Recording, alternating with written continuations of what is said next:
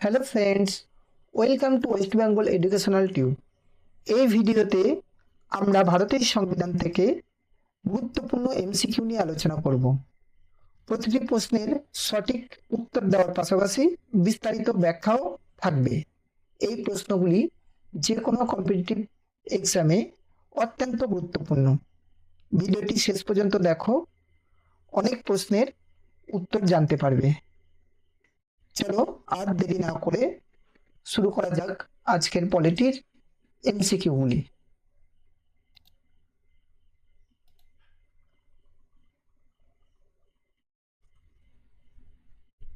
দেখো, প্রথম প্রশ্ন, ভারতীয় সংবিধানের কোন অনুচ্ছেদে সমতার অধিকার সম্পর্কে বলা হয়েছে?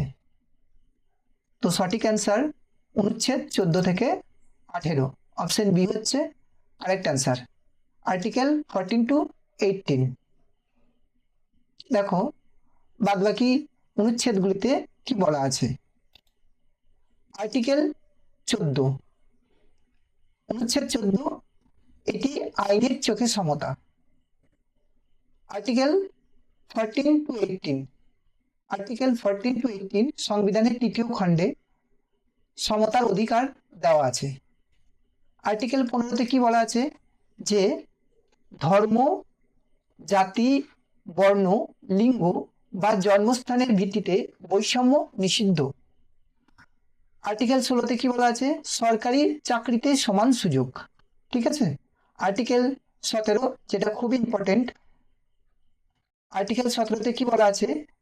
অস্পৃশ্যতা দূরীকরণ, অস্পৃশ্যতা দূরীকরণ বা বিলোপ করে।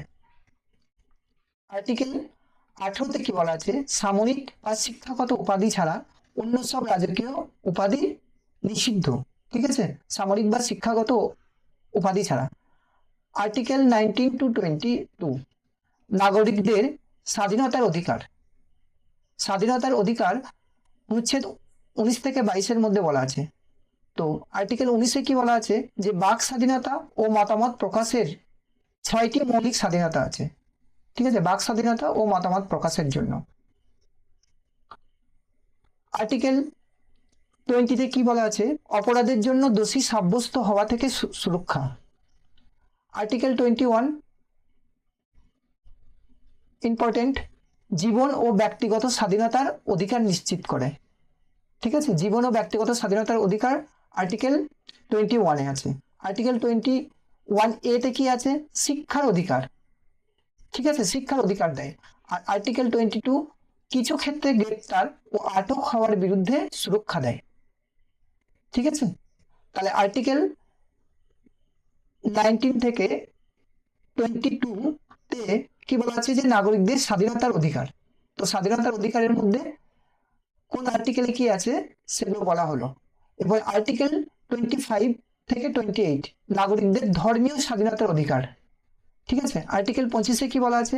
যে কোনো ধর্ম বা প্রচারের স্বাধীনতা আছে। ঠিক আছে, আর্টিকেল 26-এ ধর্মীয় বিষয় পরিচালনার অধিকার। আর্টিকেল 27-এ নির্দিষ্ট ধর্মের প্রসারের জন্য কর না দেওয়ার সুবিধা আছে। আর আর্টিকেল 28-এ কি আছে? কিছু শিক্ষা প্রতিষ্ঠানে ধর্মীয় নির্দেশনায় উপস্থিত না হওয়ার স্বাধীনতা দেয়। ঠিক আছে, পরের প্রশ্ন দেখো, ভারতীয় সংবিধানের জনক হিসাবে কাকে অভিহিত করা হয়? Jawaharlal Nehru, Mahatma Gandhi, Rajendra Prasad, doctor B R. আম্বেদকর। তাহলে ভারতীয় সংবিধানের জনক বলা হয় ডক্টর বি.আর. আম্বেদকরকে। অপশন ডি হচ্ছে কারেক্ট অ্যান্সার। দেখো, জওহরলাল নেহেরু তিনি স্বাধীন ভারতের প্রথম প্রধানমন্ত্রী। ঠিক আছে, তিনি 1946 সালের 13ই ডিসেম্বর সংবিধান সভায় তিনি ঐতিহাসিক অবজেক্টিভ রেজলিউশন, উদ্দেশ্য প্রস্তাব পেশ করেছিলেন, যা পরবর্তীতে আমাদের সংবিধানের প্রস্তাবনায় মূল ভিত্তি হিসাবে গৃহীত হয়। Doctor B R. আম্বেদকর তিনি সংবিধানের খসড়া কমিটির চেয়ারম্যান ছিলেন। ঠিক আছে, তাহলে এটাও প্রশ্ন পড়ে যে খসড়া কমিটির চেয়ারম্যান কে ছিলেন? সংবিধানের খসড়া কমিটির চেয়ারম্যান ডক্টর বি.আর. আম্বেদকর। ঠিক আছে, তিনি বিশেষ করে দলিত আর অনগ্রসর শ্রেণীর অধিকার সংবিধানে যুক্ত করার পিছনে তার ভূমিকা কিন্তু অনস্বীকার্য। ঠিক আছে, দলিত আর অনগ্রসর শ্রেণীর অধিকার সংবিধানে যুক্ত করার পিছনে তার ভূমিকা কিন্তু খুবই গুরুত্বপূর্ণ। পরের প্রশ্ন, ডক্টর বি আর আম্বেদকর সংবিধানের কোন অংশকে সংবিধানের আত্মা বলেছেন? মৌলিক অধিকার, fundamental rights, right two constitutional remedies, সাংবিধানিক প্রতিকারের অধিকার, দ্য প্রিএম্বল, প্রস্তাবনা, directive principal of state policy, রাষ্ট্র পরিচালনার নির্দেশাত্মক নীতি। ঠিক আছে, তো ডক্টর বি আর আম্বেদকর সংবিধানের কোন অংশকে সংবিধানের আত্মা বলেছেন? সেটা হচ্ছে সাংবিধানিক প্রতিকারের অধিকার। Option B correct answer. দেখো,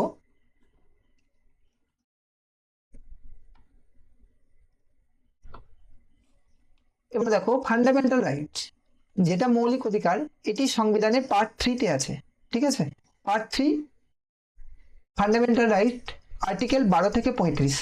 ঠিক আছে, আর্টিকেল 12 থেকে 35-এর মধ্যে ফান্ডামেন্টাল রাইটস আছে, মৌলিক অধিকার আছে আর্টিকেল 12 থেকে 35-এর মধ্যে।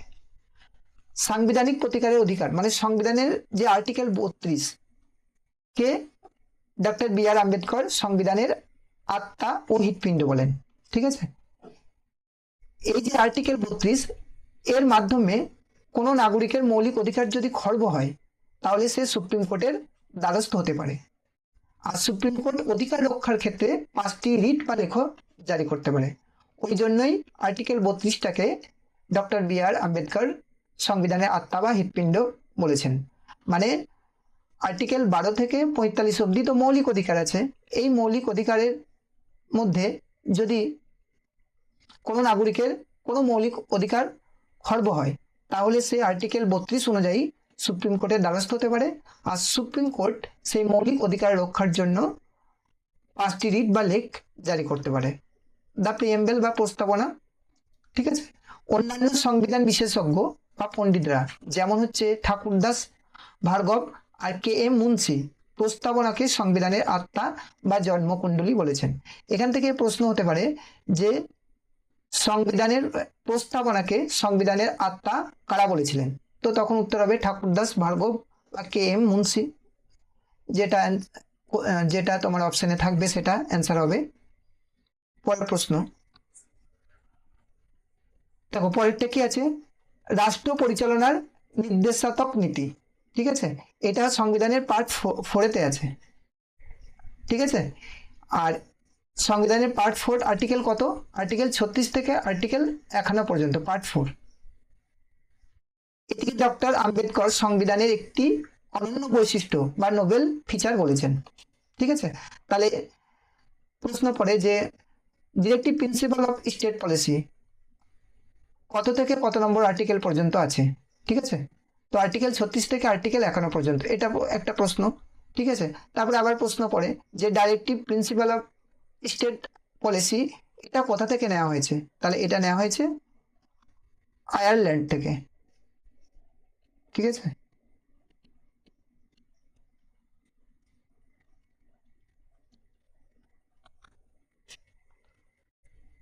পরের প্রশ্ন, ভারতের রাজ্যের রাজ্যপালকে কে নিয়োগ করেন? ঠিক আছে, তো রাজ্যের রাজ্যপালকে নিয়োগ করেন ভারতের রাষ্ট্রপতি। অপশন এ হচ্ছে কারেক্ট অ্যান্সার। দেখো, সংবিধানের আর্টিকেল 155 অনুযায়ী ঠিক আছে ভারতের রাষ্ট্রপতি রাজ্যের রাজ্যপালকে নিয়োগ করেন। তাহলে প্রশ্ন যে কোন আর্টিকেল দ্বারা রাষ্ট্রপতি রাজ্যপালকে নিয়োগ করেন? তো আর্টিকেল 155। আর প্রাইম মিনিস্টার মানে প্রধানমন্ত্রীর সম্বন্ধে আর্টিকেল 74-তে বলা আছে। আর রাজ্যের মুখ্যমন্ত্রীকে নিয়োগ করেন রাজ্যপাল। কত নম্বর আর্টিকেল দ্বারা? আর্টিকেল 164 দ্বারা। এটাও ইম্পর্টেন্ট যে আর্টিকেল 164 দ্বারা তোমার রাজ্যপাল মুখ্যমন্ত্রীকে নিয়োগ করেন। এবার দেখো, the chief justice of India ঠিক আছে ভারতের প্রধান বিচারপতি আর্টিকেল 60 অনুযায়ী তিনি নতুন রাষ্ট্রপতিকে শপথ বাক্য পাঠ করান। তাহলে দেখো এখানে আবার প্রশ্ন যে রাষ্ট্রপতিকে শপথ বাক্য পাঠ করান কে? তো সেটার অ্যান্সার হবে ভারতের প্রধান বিচারপতি। ঠিক আছে, আর কত নম্বর আর্টিকেল অনুযায়ী রাষ্ট্রপতিকে শপথ বাক্য পাঠ করানো হয়? তো আর্টিকেল 60, এটা একটা প্রশ্ন হতে পারে। কিন্তু রাজ্যপাল নিয়োগের প্রক্রিয়ায় তার কোনো ভূমিকা থাকে না, ঠিক আছে, রাজ্যপাল প্রক্রিয়া নিয়োগের ক্ষেত্রে কিন্তু চিফ জাস্টিস অফ ইন্ডিয়ার কোনো ভূমিকা থাকে না। রাজ্যপালকে শপথ পাঠ করান সংশ্লিষ্ট রাজ্যের হাইকোর্টের প্রধান বিচারপতি। প্রশ্ন, যে রাজ্যপালকে কে শপথ বাক্য পাঠ করান? তো রাজ্যপালকে শপথ বাক্য পাঠ করান রাজ্যের হাইকোর্টের প্রধান বিচারপতি, মানে সেই রাজ্যের হাইকোর্টের প্রধান বিচারপতি। কত? আর্টিকেল 159 অনুযায়ী। তাহলে এখান থেকে বললাম যে আর্টিকেল 60 অনুযায়ী রাষ্ট্রপতিকে শপথ বাক্য পাঠ করাই ভারতের প্রধান বিচারপতি, আর আর্টিকেল 159 অনুযায়ী রাজ্যপালকে শপথ বাক্য পাঠ করাই রাজ্যের ওই সংশ্লিষ্ট রাজ্যের হাইকোর্টের প্রধান বিচারপতি। ঠিক আছে, অনেকগুলো প্রশ্ন এখান থেকে হতে পারে। দেখো, ভারতীয় সংবিধানের প্রস্তাবনা কতবার সংশোধন করা হয়েছিল? ঠিক আছে, তো ভারতীয় সংবিধানের প্রস্তাবনা সংশোধন করা হয়েছিল একবার। ঠিক আছে, দেখো 1973 সালের বিখ্যাত কেশবানন্দ ভারতী মামলায়, ঠিক আছে, তাহলে দেখো কেশবানন্দ ভারতী মামলা কত সালে হয়েছিল? 1973, এটা একটা কোশ্চেন হলো। সেই মামলায় সুপ্রিম কোর্ট রায় দেয় যে প্রস্তাবনা সংবিধানের একটি অংশ, ঠিক আছে, প্রস্তাবনা কিন্তু সংবিধানের অংশ, আর আর্টিকেল 368, ঠিক আছে, প্রয়োগ করে সংশোধন করা সম্ভব। কেশবানন্দ ভারতীর মামলায় সুপ্রিম কোর্ট এটা বলে যে আর্টিকেল 368 প্রয়োগ করে কিন্তু প্রস্তাবনাকে সংশোধন করা যাবে। তাহলে দেখো এখান থেকে বলতে পারে যে সংবিধানের সংশোধন প্রক্রিয়া কত নম্বর আর্টিকেলে আছে? এটা খুবই ভালো প্রশ্ন, আর্টিকেল 368-তে। ঠিক আছে, ভারতীয় সংবিধানের প্রস্তাবনাটি 1976 সালের 42তম সংবিধান সংশোধনী আইনের মাধ্যমে, দেখো 42তম সংবিধান সংশোধনী কত সালে হয়েছিল? 1976 সালে। ঠিক আছে, সেই একবারই প্রস্তাবনা কিন্তু সংশোধন করা হয়েছিল, প্রস্তাবনা সংশোধন করা হয়েছিল একবারই। তো সেইখানে সংশোধন করা হয়েছিল, সেইখানে প্রস্তাবনায় 3টি নতুন শব্দ যুক্ত করা হয়, সেটা হচ্ছে সমাজতান্ত্রিক, সোশ্যালিস্ট, সেকুলার মানে হচ্ছে ধর্মনিরপেক্ষ, আর ইন্টিগ্রিটি মানে সংহতি যুক্ত করা হয়। ঠিক আছে, তাহলে এখান থেকে আরো প্রশ্ন পড়ে যে তোমার সংবিধান 42তম সংবিধান সংশোধনীতে যে 3টি শব্দ যুক্ত করা হয়েছিল সেই 3টি শব্দ কি কি? সোশ্যালিস্ট, সেকুলার আর ইন্টিগ্রিটি। আবার এরকম ভাবে প্রশ্ন হতে পারে যে সোশ্যালিস্ট, সেকুলার আর ইন্টিগ্রিটি এই 3টি শব্দ কততম সংবিধান সংশোধনীতে যুক্ত হয়েছিল? তখন বলতে হবে 1976 সালের 42তম সংবিধান সংশোধনী। আবার এরকমও প্রশ্ন পড়তে পারে যে কেশবানন্দ ভারতী মামলাটা কত সালে হয়েছিল? 1973 সালে। ঠিক আছে, সংবিধান সংশোধন প্রক্রিয়ার আর্টিকেল কত নম্বর? আর্টিকেল 368, বা এরকম ভাবে প্রশ্ন পড়তে পারে যে আর্টিকেল 368-তে কি আছে? সংবিধান সংশোধন প্রক্রিয়া। ঠিক আছে, তো বিভিন্ন ভাবে প্রশ্ন কিন্তু পড়তে পারে। পরের প্রশ্ন, জাতীয় জরুরি অবস্থার সময় কোন মৌলিক অধিকার স্থগিত করা যায় না? ঠিক আছে, right two freedom of religion, ঠিক আছে, ধর্মীয় স্বাধীনতার অধিকার। দেখো ধর্মীয় স্বাধীনতার অধিকার হচ্ছে আর্টিকেল 25 থেকে 28। ঠিক আছে, রাইট টু ইকুয়ালিটি সমতার অধিকার আর্টিকেল 14 থেকে 18, আর্টিকেল 20 and 21। ঠিক আছে, আর রাইট টু কনস্টিটিউশনাল রেমিডিস সাংবিধানিক প্রতিকারের অধিকার, এটা সম্বন্ধে আগেই বলেছি। তো এখানে কি বলছে যে জাতীয় জরুরি অবস্থার সময় কোন মৌলিক অধিকার স্থগিত করা যায় না? তো সেটা হচ্ছে আর্টিকেল 20 আর 21, এটা কিন্তু স্থগিত করা যায় না জরুরি অবস্থার সময়ও। ঠিক আছে, তাহলে অপশন সি হচ্ছে কারেক্ট অ্যান্সার। দেখো আর্টিকেল 20 আর 21 কি বলা আছে? 1978 সালের 44তম সংবিধান সংশোধনী হয়। দেখো এটা আবার ভালো প্রশ্ন। ঠিক আছে, যে 44তম সংবিধান সংশোধনী কত সালে হয়েছিল? সেটা হচ্ছে 1978 সালে হয়েছিল।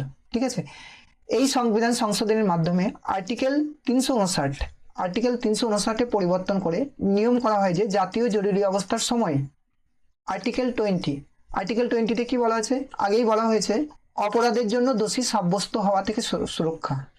আর আর্টিকেল 21 যেটা খুবই ইম্পর্টেন্ট, সেটা হচ্ছে তোমার জীবন ও ব্যক্তিগত স্বাধীনতার অধিকার কোনোভাবেই কেড়ে নেওয়া বা স্থগিত করা যাবে না জাতীয় জরুরি অবস্থার সময়ও। আর্টিকেল 20 আর 21। আর্টিকেল 20তে কি আছে? অপরাধের জন্য দোষী সাব্যস্ত হওয়া থেকে সুরক্ষা, আর আর্টিকেল 21-এ আছে জীবন ও ব্যক্তিগত স্বাধীনতার অধিকার। পরের প্রশ্ন, ভারতের প্রথম মুখ্য নির্বাচন কমিশনার কে ছিলেন?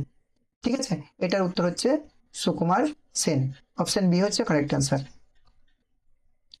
ঠিক আছে, আর বর্তমান মুখ্য নির্বাচন কমিশন হচ্ছে জ্ঞানেশ কুমার। ঠিক আছে, 26তম হচ্ছে তোমার জ্ঞানেশ কুমার।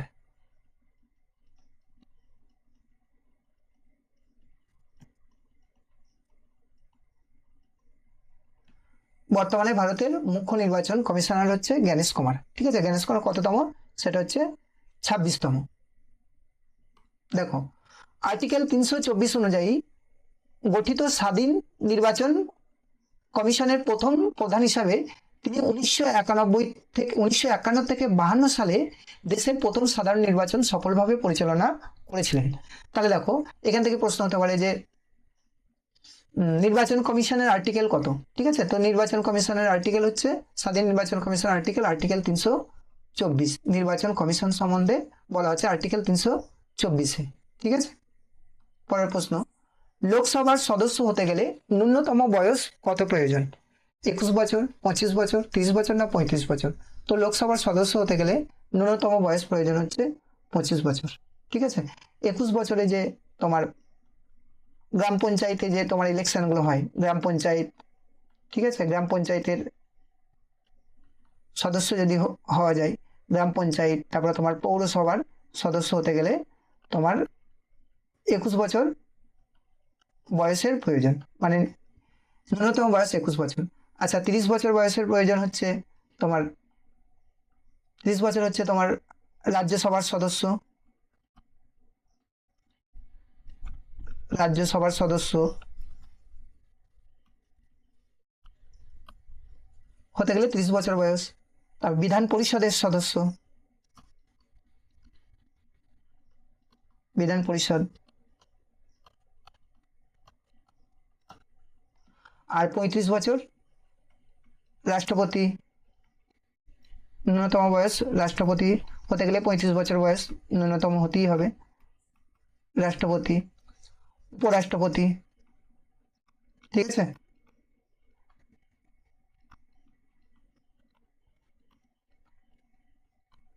রাজ্যপাল,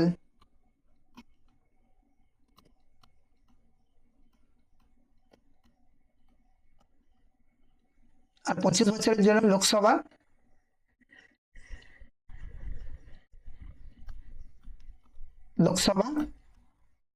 বিধানসভা। লোকসভা বিধানসভার জন্য ন্যূনতম বয়স, সদস্য থাকলে ন্যূনতম বয়স হতে হবে 25 বছর।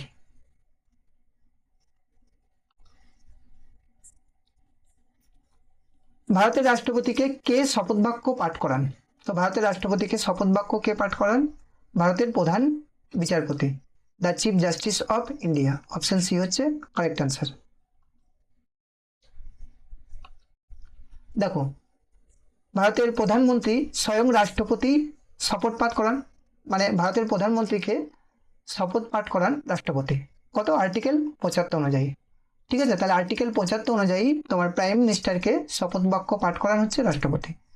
Are the chief justice of India সংবিধানের আর্টিকেল 60 অনুযায়ী, ঠিক আছে, রাষ্ট্রপতির শপথ অনুযায়ী ভারতের প্রধান বিচারপতি রাষ্ট্রপতির শপথ অনুষ্ঠান পরিচালনা করেন। তিনি যদি অনুপস্থিত থাকেন তবে সুপ্রিম কোর্টের প্রবীণতম বিচারপতি এই দায়িত্ব পালন করেন। তাহলে দেখো, এখান থেকে প্রশ্ন হচ্ছে যে কত নম্বর আর্টিকেল অনুযায়ী ভারতের প্রধান বিচারপতি রাষ্ট্রপতিকে শপথ পাঠ করান? সেটা হচ্ছে আর্টিকেল 60। আর যদি কোনো কারণে সিজেআই মানে হচ্ছে তোমার the chief justice of India যদি অনুপস্থিত থাকে, তাহলে সুপ্রিম কোর্টের যে প্রবীণতম বিচারপতি সে কিন্তু এই দায়িত্ব পালন করবে।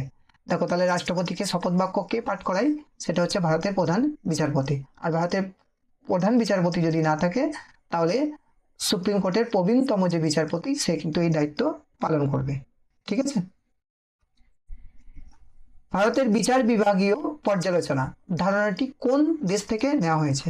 The United kingdom state of America থেকে নেওয়া হয়েছে। ঠিক আছে, মার্কিন যুক্তরাষ্ট্র থেকে নেওয়া হয়েছে জুডিশিয়াল রিভিউ। দেখো অস্ট্রেলিয়া থেকে কি নেওয়া হয়েছে, ইউএসএসআর থেকে কি নেওয়া হয়েছে, সোভিয়েত ইউনিয়ন থেকে, সেগুলো আমরা দেখছি। দেখো the United state of America, এখান থেকে কি নেওয়া হয়েছে, বিচার বিভাগীয় পর্যালোচনা, মৌলিক অধিকার। ঠিক আছে, তাহলে মৌলিক অধিকার কোথা থেকে নেওয়া হয়েছে, United state of America, America থেকে মৌলিক অধিকার নেওয়া হয়েছে। ঠিক আছে, খুব ইম্পর্টেন্ট একটা প্রশ্ন যে মৌলিক অধিকার কোথা থেকে নেওয়া হয়েছে, মৌলিক অধিকারের ধারণাটা সেটা আমেরিকা থেকে নেওয়া হয়েছে। দ্য ইউনাইটেড কিংডম, ঠিক আছে, এখান থেকে কি নেওয়া হয়েছে, সংসদীয় শাসন ব্যবস্থা, সংসদীয় শাসন ব্যবস্থা আর্টিকেল 74-75 আছে। ঠিক আছে, একক নাগরিকত্ব, যেটা তোমার পার্ট 2 এ আছে একক নাগরিকত্ব, আর পার্ট 2 এ কত আর্টিকেল কত থেকে কত নম্বর পর্যন্ত আছে, আর্টিকেল 5 থেকে 11 পর্যন্ত পার্ট 2 এ আছে। তারপর হচ্ছে আইনি প্রক্রিয়ার কাঠামো, আইনি প্রক্রিয়ার কাঠামো এইসব নেওয়া হয়েছে। ঠিক আছে, দেখো একক নাগরিকত্ব পার্ট 2 এ আছে আর্টিকেল 5 থেকে 11, এটা একটা ইম্পর্টেন্ট প্রশ্ন। আর অস্ট্রেলিয়া থেকে কি নেওয়া হয়েছে, অস্ট্রেলিয়ার সংবিধান থেকে কেন্দ্রের ও রাজ্যের যৌথ কাজের জন্য যুগ্ম তালিকা। ঠিক আছে, এটা খুব ইম্পর্টেন্ট যে যুগ্ম তালিকা কোথা থেকে নেওয়া হয়েছে, মানে কোন দেশ থেকে যুগ্ম তালিকার ধারণা নেওয়া হয়েছে, সেটা হচ্ছে অস্ট্রেলিয়া থেকে। ঠিক আছে, আর এই যুগ্ম তালিকা কোথায় আছে, পার্ট 11 আর্টিকেল 246-এ। আর সংসদের 2 কক্ষের যৌথ অধিবেশন, এর ধারণাটাও কিন্তু নেওয়া হয়েছে অস্ট্রেলিয়া থেকে, 2 কক্ষের যৌথ অধিবেশন। আর যৌথ অধিবেশনের কথা বলা আছে আর্টিকেল 108-এ। ঠিক আছে, আর ইউএসএসআর মানে সোভিয়েত ইউনিয়ন থেকে ভারতের নাগরিকের মূল মৌলিক কর্তব্য, ঠিক আছে, মৌলিক কর্তব্য যেটা হচ্ছে তোমার পার্ট 4A আর্টিকেল 51-এ। ঠিক আছে, তাহলে দেখো সেটা নেওয়া হয়েছে সোভিয়েত ইউনিয়ন থেকে। ঠিক আছে, তাহলে সোভিয়েত ইউনিয়ন থেকে নেওয়া হয়েছে মৌলিক কর্তব্য। আর মৌলিক কর্তব্য কোথায় আছে, পার্ট 4A-তে আছে, আর আর্টিকেল 51A-তে আছে। ঠিক আছে, সবগুলোই কিন্তু এখানে অনেক গুরুত্বপূর্ণ।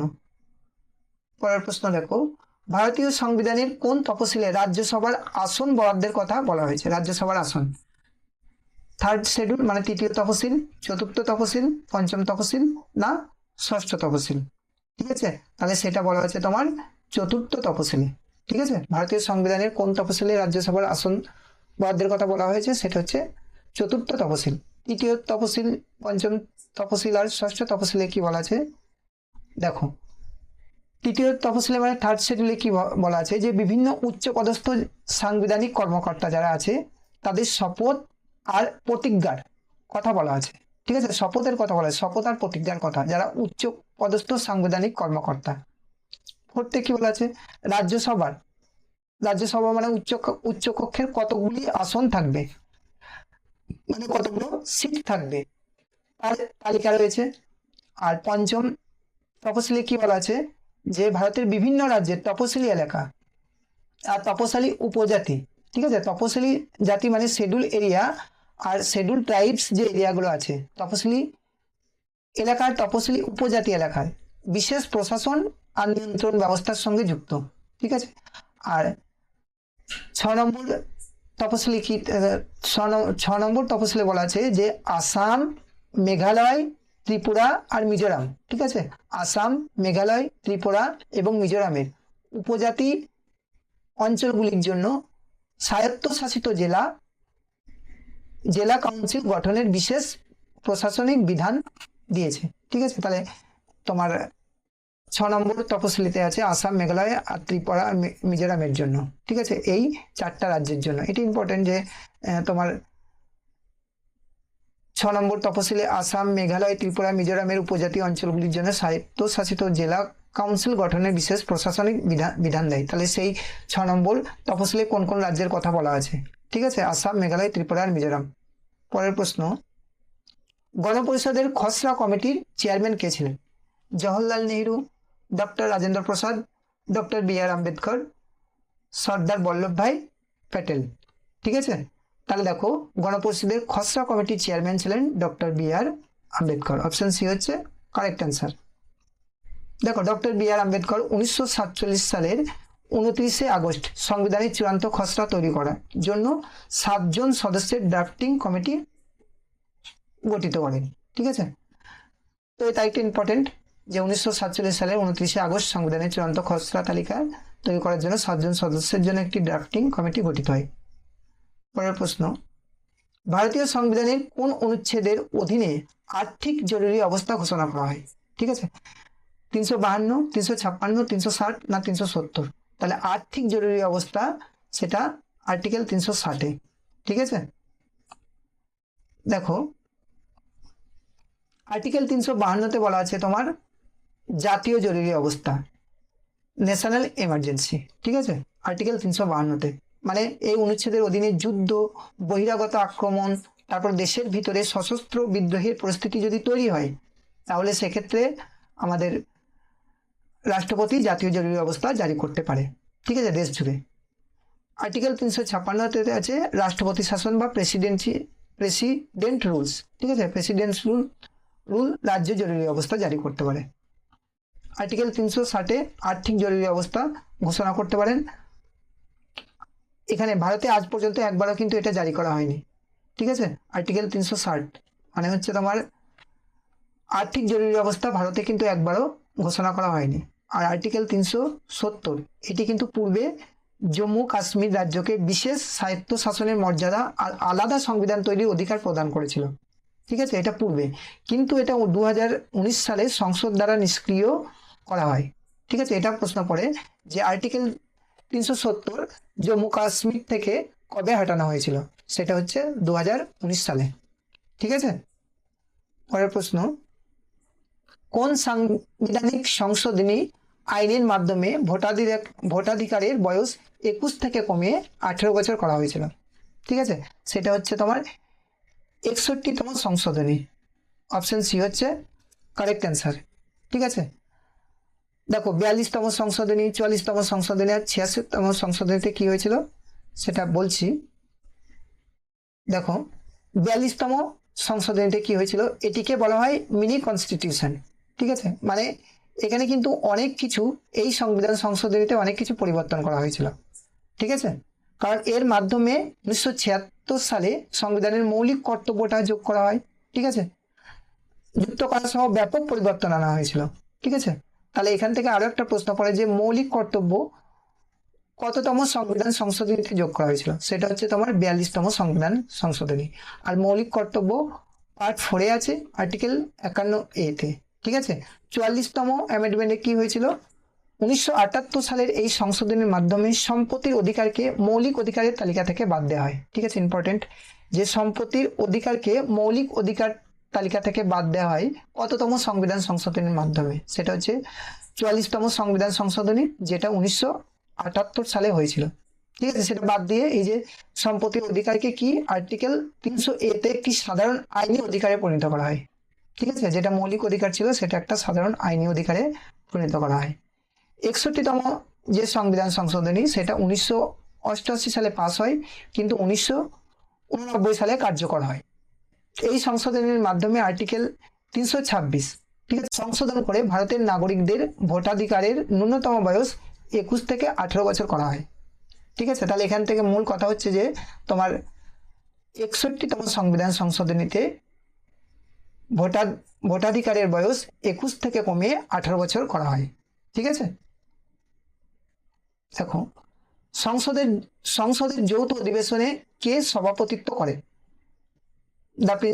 The president of India, the vice president, the deputy speaker, the speaker of the Lok Sabha.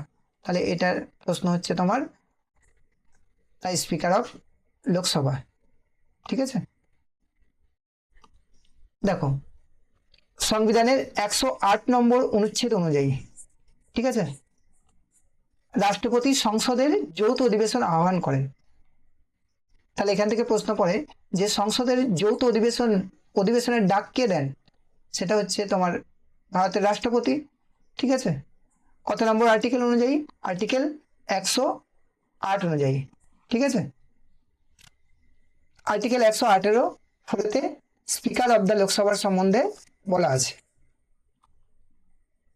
পরের প্রশ্ন, সংসদের দুটি অধিবেশনের মধ্যে সর্বাধিক কত সময়ের ব্যবধান থাকতে পারে?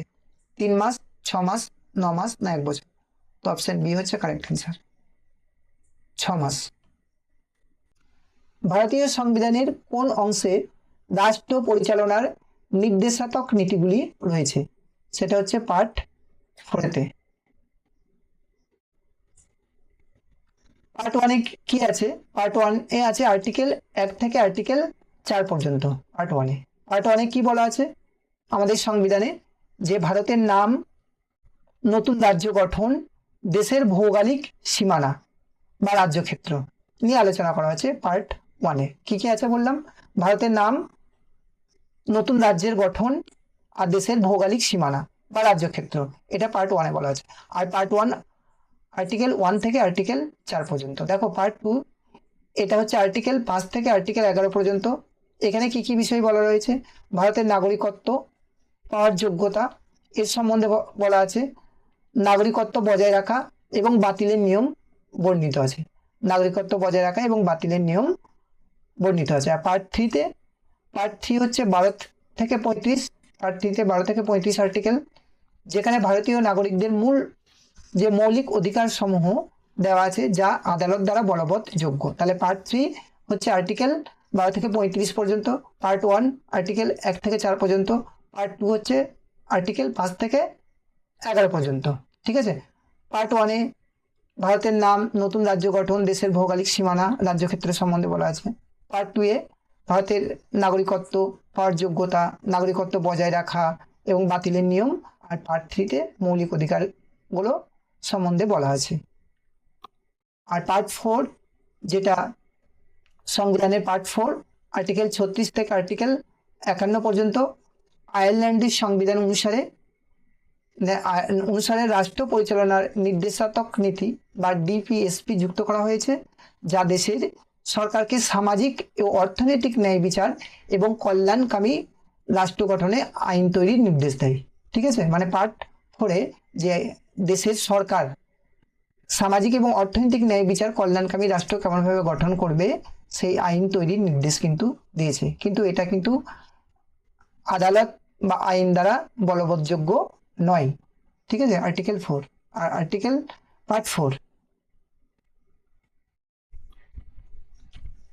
কোন সাংবিধানিক সংশোধনী আইনের মাধ্যমে পঞ্চায়েতি রাজ ব্যবস্থাকে সাংবিধানিক স্বীকৃতি দেওয়া হয়। ঠিক আছে। সেটা হচ্ছে 44তম সংবিধান সংশোধনী, না 74তম সংবিধান সংশোধনী, 73তম সংবিধান সংশোধনী, 76তম সংবিধান সংশোধনী। তো অপশন সি হচ্ছে কারেক্ট অ্যান্সার, 73তম সংশোধনী। দেখো 44তম অ্যামেন্ডমেন্ট, এটি জরুরি অবস্থা বা সম্পত্তির অধিকার সংক্রান্ত সংশোধন আগে বলা হয়েছে। 74তম সংবিধান সংশোধন, যেটা 1992 সালে হয়েছিল। আর এর মাধ্যমে পৌরসভা আর মিউনিসিপ্যালিটিকে সাংবিধানিক মর্যাদা দিয়ে পার্ট 9A এবং 12তম তফসিলে যুক্ত করা হয়। আর 73তম সংবিধান সংশোধনী 1992 সালে হয়েছিল। এর মাধ্যমে পঞ্চায়েতি রাজ ব্যবস্থাকে সাংবিধানিক মর্যাদা দেওয়া হয়। ঠিক আছে। সংবিধানের নতুন 9th অংশ মানে পার্ট 9 আর আর্টিকেল 243 থেকে 243 পর্যন্ত আর একাদশ তফসিলে কিন্তু যুক্ত করা হয়। ঠিক আছে। পঞ্চায়েতি রাজ ব্যবস্থাকে সাংবিধানিক মর্যাদা দেওয়া হয়, পার্ট 9 যুক্ত করা হয়। আর পঞ্চায়েতি রাজ সম্বন্ধে তোমার আর্টিকেল 243 থেকে 243 পর্যন্ত বলা আছে। 76তম সংবিধান সংশোধনী খুব ইম্পর্টেন্ট, এটা শিশুদের শিক্ষার মৌলিক অধিকারের সাথে সম্পর্কিত। ঠিক আছে। শিশুদের শিক্ষার মৌলিক অধিকারের সঙ্গে কিন্তু সম্পর্কিত। 76তম অ্যামেন্ডমেন্টটা হয়েছিল 2002 সালে, এটাও ইম্পর্টেন্ট। ঠিক আছে। দেখো এদের মধ্যে কে রাজ্যসভার পদাধিকার বলে চেয়ারম্যান হন? সেটা হয় দ্য ভাইস প্রেসিডেন্ট, উপরাষ্ট্রপতি। রাজ্যসভার পদাধিকার বলে চেয়ারম্যান হয়। দেখো রাষ্ট্রপতি, তিনি ভারতের প্রথম নাগরিক ও রাষ্ট্রপ্রধান। রাষ্ট্রপতির সম্বন্ধে আর্টিকেল 52 অনুযায়ী তিনি পদের দায়িত্ব পান।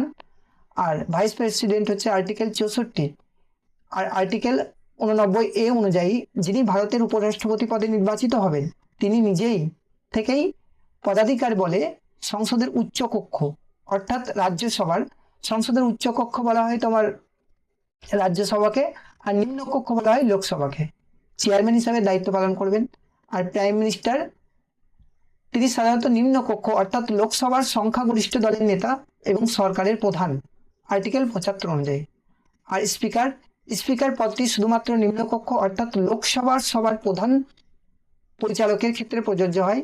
স্পিকারের সম্বন্ধে বলা আছে আর্টিকেল 93।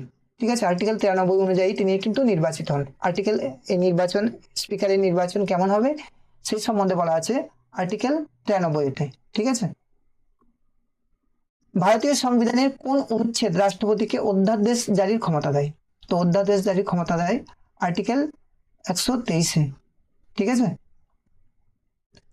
আর্টিকেল 120, 213, 356 সম্বন্ধে জেনে নিই। দেখো, আর্টিকেল 120 এই অনুচ্ছেদটি ভারতের সংশোধনে কোন ভাষা ব্যবহার করা হবে সেটা সম্বন্ধে বলা আছে আর্টিকেল 120-তে। আর্টিকেল 123-এ কি বলা আছে? সংসদের কোনো অধিবেশন যখন বন্ধ থাকে এবং দেশে তৎক্ষণাৎ কোনো বিশেষ আইন আনা প্রয়োজন হয় তখন এই অনুচ্ছেদের ক্ষমতা বলে রাষ্ট্রপতি অধ্যাদেশ জারি করতে পারে। ঠিক আছে, এর শক্তি সাধারণ সংসদের আইনের মতোই কিন্তু হয়। তাহলে আর্টিকেল 123 দ্বারা কিন্তু রাষ্ট্রপতি অধ্যাদেশ জারি করতে পারে বিশেষ প্রয়োজনে। ঠিক আছে, আর আর্টিকেল 213 যেটা অধ্যাদেশ রাষ্ট্রপতি জারি করতে পারে, সেরকম ভাবে রাজ্যের রাজ্যপাল 213 অনুযায়ী অধ্যাদেশ জারি করার ক্ষমতা আছে রাজ্যপালের। ভারতের সর্বোচ্চ আইনি কর্মকর্তাকে তো ভারতের সর্বোচ্চ আইনি কর্মকর্তা হচ্ছে ভারতের অ্যাটর্নি জেনারেল। অপশন সি হচ্ছে কারেক্ট অ্যান্সার।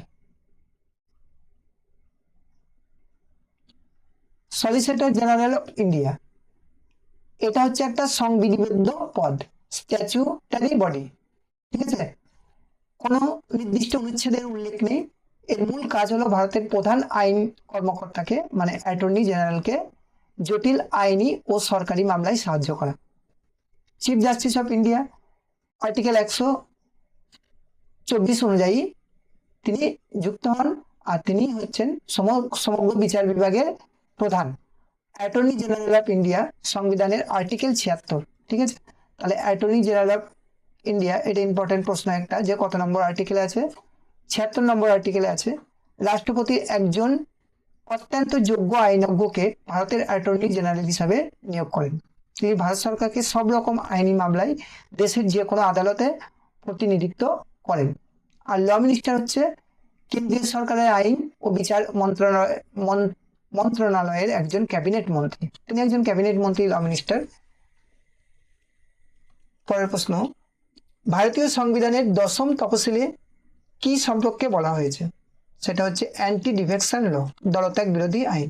অপশন সি হচ্ছে কারেক্ট অ্যান্সার। দেখো, পঞ্চায়েত রাজ, যেটা হচ্ছে গ্রামীণ পঞ্চায়েত ব্যবস্থার 29টি কাজের ক্ষমতা দিয়েছে পঞ্চায়েত রাজ ব্যবস্থার মাধ্যমে। আর পঞ্চায়েত রাজ ব্যবস্থা 11তম তফসিলে আছে। আর আর্টিকেল 243 জি এর সাথে যুক্ত। ল্যাঙ্গুয়েজ, ভাষা আছে কততম তফসিলে? 8 নম্বর তফসিলে। ঠিক আছে, আর ভারতের সংবিধান স্বীকৃত ভাষা হচ্ছে 22টি। অ্যান্টি ডিফেকশন ল, এটা 1995 সালের 52তম সংবিধান সংশোধনী। ইম্পর্টেন্ট, যে দলত্যাগ বিরোধী আইন 1985 সালের 52তম সংবিধান সংশোধনী, এর মাধ্যমে 10তম তফসিলি যুক্ত করা হয়। ঠিক আছে, 10তম তফসিলি যুক্ত করা হয়। আর এর মূল উদ্দেশ্য কি? যে কোনো নির্বাচিত সাংসদ বা বিধায়ক যাতে রাজনৈতিক আদর্শ লঙ্ঘন করে নিজের স্বার্থে দলবদল না করতে পারেন। দলবদল করলে তার সদস্য পদ খারিজের নিয়ম রয়েছে এতে। পৌরসভা, স্বায়ত্তশাসন বা পৌরসভার 18টি কাজের তালিকা সংবিধানে, ঠিক আছে, আর 12তম শেডিউলে আছে। আর্টিকেল 243 এর সাথে যুক্ত পৌরসভার সঙ্গে কতগুলো কাজ আছে? 18টি। আর পঞ্চায়েত রাজে 29টি। ঠিক আছে, পঞ্চায়েত রাজ 11তম তফসিলে আর পৌরসভা হচ্ছে 12তম তফসিলে। আর দলত্যাগ বিরোধী আইন হচ্ছে 1985 সালের 52তম সংবিধান সংশোধনের মাধ্যমে। ঠিক আছে, পরের প্রশ্ন, লোকসভার সর্বোচ্চ সদস্য সংখ্যা কত? তো লোকসভার সর্বোচ্চ সদস্য সংখ্যা হচ্ছে 552। লোকসভার সর্বোচ্চ সদস্য সংখ্যা 552। অপশন বি হচ্ছে কারেক্ট অ্যান্সার। সংবিধানের আর্টিকেল 21 অনুযায়ী লোকসভার সর্বোচ্চ অনুমোদিত আসন সংখ্যা হলো 552। ঠিক আছে, তাহলে লোকসভার জন্য আর্টিকেল কত? লোকসভার জন্য আর্টিকেল হচ্ছে, মানে লোকসভার কথা বলা হচ্ছে আর্টিকেল 81-তে। লোকসভার 530 জন আছে রাজ্যগুলি থেকে, আর 20 জন কেন্দ্রশাসিত অঞ্চল থেকে। ঠিক আছে, আর তাহলে 550 জন হলো। আর 104তম সংশোধনের মাধ্যমে সম্প্রতি 2 জন অ্যাংলো ইন্ডিয়ান মনোনীত সদস্যের কোটা স্থগিত করা হলেও মূল সাংবিধানিক সর্বোচ্চ সীমা এটি ধরা হয়। দেখো, এখান থেকে যে 2 জন অ্যাংলো ইন্ডিয়ানকে তোমার যুক্ত করা হতো সদস্য হিসাবে, তো সেটা হচ্ছে 104তম সংবিধান সংশোধনীর মাধ্যমে কিন্তু 2 জন অ্যাংলো ইন্ডিয়ান মনোনীত সদস্যের কোটা কিন্তু স্থগিত করা হয়। তাহলেও কিন্তু এখন 552টাই ধরা হয়। আর 250 হচ্ছে এটি সংবিধানের রাজ্যসভার উচ্চ কক্ষের সর্বোচ্চ সদস্য বা আসন সংখ্যা। তাহলে সংবিধানের উচ্চ কক্ষ কত নম্বর আর্টিকেলে আছে? রাজ্যসভা আর্টিকেল 80, সংসদের উচ্চ কক্ষ, আর সংসদের নিম্ন কক্ষ হচ্ছে তোমার লোকসভা আর্টিকেল 81। ঠিক আছে, রাজ্যসভার সর্বোচ্চ সদস্য সংখ্যা হচ্ছে তোমার 250, আর লোকসভার সর্বোচ্চ সদস্য সংখ্যা হচ্ছে 552। পরের প্রশ্ন, সুপ্রিম কোর্টের বিচারপতিদের কে অপসারণ করেন? ঠিক আছে, অপসারণ করতে পারেন সংসদের সুপারিশে রাষ্ট্রপতি। অপশন ডি হচ্ছে কারেক্ট অ্যান্সার।